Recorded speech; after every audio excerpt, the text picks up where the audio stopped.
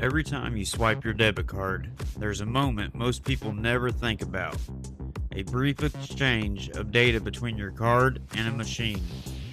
Fast, invisible, routine. But in the wrong hands, that tiny moment can expose everything. This is the world of card skimming, one of the most widespread and quietly effective forms of financial fraud. To understand how these scams work, you first need to understand what's actually on your card. On the back of most debit and credit cards is a magnetic stripe. That black strip stores your card number, expiration date, and a verification code. When you swipe your card, the terminal reads that data and sends it for approval. It's a system that's been around for decades, and while it's convenient, it's also relatively easy to copy. That's where skimmers come in. A skimmer is a device designed to secretly capture the data from your card's magnetic stripe. It can be placed over a legitimate card reader or installed inside the machine itself. When you swipe your card, the skimmer reads the data at the same time as the real terminal. You complete your transaction like normal, completely unaware that your card information has just been stolen. There are two main types of skimmers you'll see in the real world. The first is the external skimmer. These are often placed on top of card slots, especially at gas stations or ATMs. They're designed to look almost identical to the original reader. In many cases, they even fit perfectly over it. To the average person, there's no obvious difference. The second type is the internal skimmer. These are installed inside the machine, usually by someone who has physically opened it. Gas pumps are a common target because they're often left unattended and may use the same key across multiple units. Once inside, the criminal can attach a skimmer directly to the wiring of the real card reader. Both types do the same thing, capture your card data. But stealing the card number alone isn't always enough, especially for debit cards. That's where PIN theft comes into play. To capture a PIN, criminals often use tiny hidden cameras placed above the keypad. These cameras are small enough to blend into the machine, sometimes hidden behind fake panels or brochure holders. As you enter your PIN, the camera records your keystrokes. Another method is the use of a fake keypad. This is placed directly over the real one. When you press the buttons, the fake keypad records your input and passes it through to the actual keypad underneath, so the transaction still works normally. With both your card data and your PIN, a criminal has everything they need to access your bank account. They can clone your card. Cloning is the process of taking the stolen data and writing it onto a blank magnetic stripe card. These blank cards can be anything: hotel key cards, old gift cards, or specially purchased blanks. Once the data is written, the cloned card behaves just like your original card in systems that still rely on magnetic stripe authentication. From there, the scam begins. One common method is ATM withdrawals. The criminal uses the cloned card and your stolen PIN to withdraw cash directly from your account.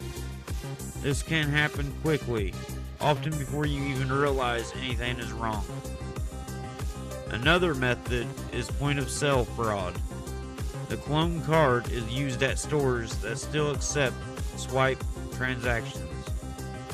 Because the data matches a real card, the transaction can go through without raising immediate suspicion.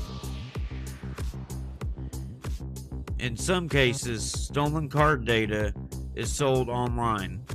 There are underground marketplaces where thousands of stolen card numbers are bought and sold.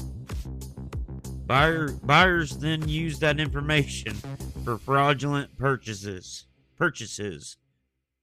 often targeting online stores or international locations where fraud detection may be weaker.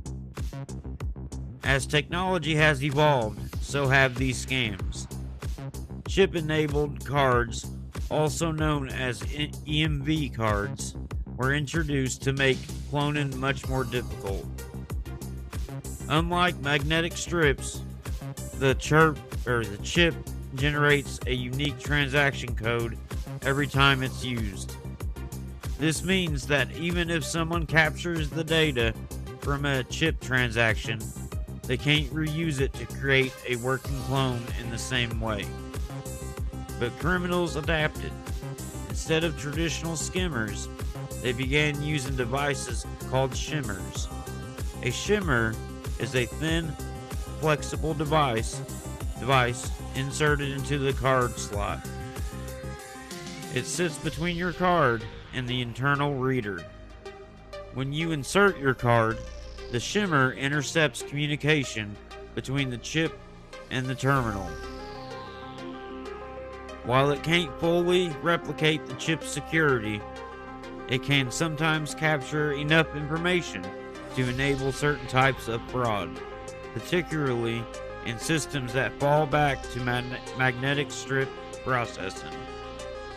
This is known as a fallback attack. If a system can't process a chip transaction, it may revert to reading the magnetic strip instead. Criminals exploit this by using stolen data in regions or machines that still allow swipe-based transactions. There's also contactless payment technology, often referred to as tap to pay. These cards use near-field communication, or NFC, to transmit data wirelessly over very short distances. In theory, someone with a specialized reader could attempt to scan your card without physically touching it. However, this type of attack is far less practical than traditional skimming. Contactless transactions are encrypted, limited in range, and often restricted in the amount of data they expose. Excuse me. In most real-world cases, NFC skimming yields limited value and is not the primary method criminals rely on. Physical skimming remains far more common because it's reliable and scalable. Certain locations are more frequently targeted than others.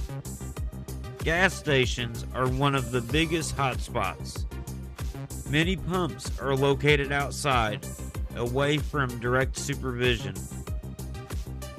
and some still rely on older hardware.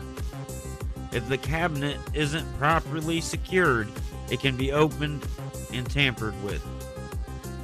ATMs are another major target, especially those in isolated areas. Standalone machines that aren't attached to banks can be particularly vulnerable. Even retail stores can be affected. Although this often involves compromised point-of-sale systems rather than physical skimmers, in some cases, employees themselves have been involved, using handheld skimmers to capture card data during transactions.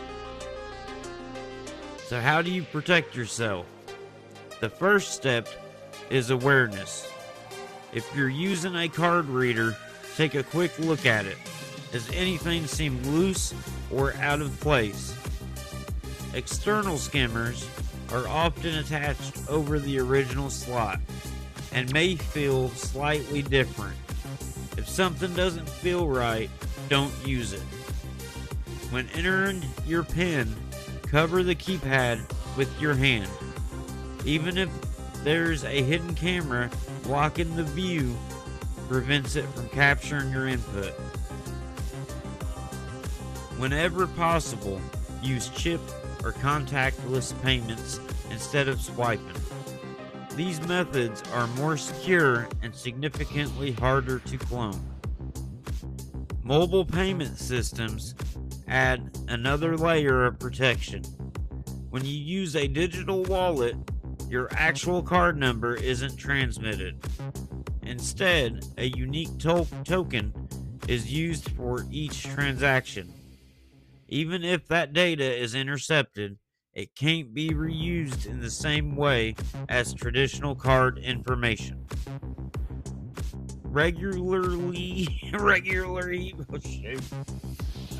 Monitoring your bank accounts is also critical.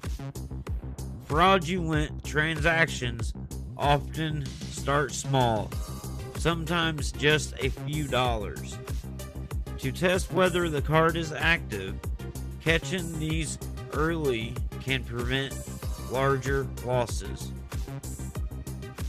Banks and payment networks are constantly improving their fraud detection systems.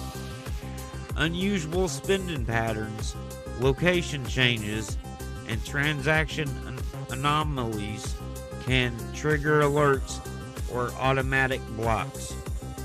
But these systems aren't perfect, and they rely on users reporting suspicious activity. If you ever notice a transaction you don't recognize, report it immediately. The faster it's addressed, the better your chances of minimizing the damage. Card skimming has been around for years, but it hasn't gone away. It has evolved. As long as there are systems that rely on transferable data that can be copied and reused, there will be people looking for ways to exploit it. But the balance has shifted.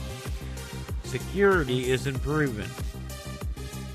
Awareness is growing, and the tools available to both consumers and banks are becoming more effective. Still, the next time you swipe your card, remember that small moment of data exchange, because in that brief interaction, everything about your account is on the line, and knowing how it works is the first step in staying protected. Thank you for watching, or for listening. Shoot, you're awesome.